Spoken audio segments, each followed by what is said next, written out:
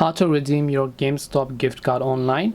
Hey everyone, welcome back to our channel. In today's video I'll guide you on how you can redeem your GameStop gift card online, so make sure to watch the video till the very end.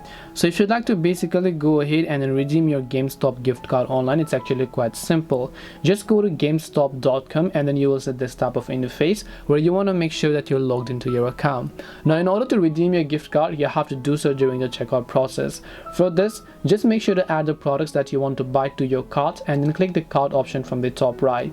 Then just proceed to the checkout page as you would be able to do normally.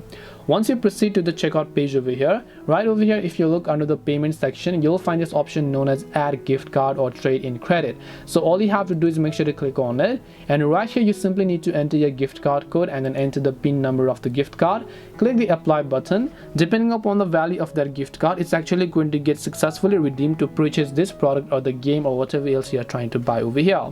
And this way you will be able to go ahead and then basically redeem your GameStop gift card. Hope this video was very helpful to you guys. If it did help you, then make sure to leave a like and subscribe to our channel. If you have got any more questions, feel free to leave them down. Thank you very much for watching till the end of this tutorial, and see you soon in the next video.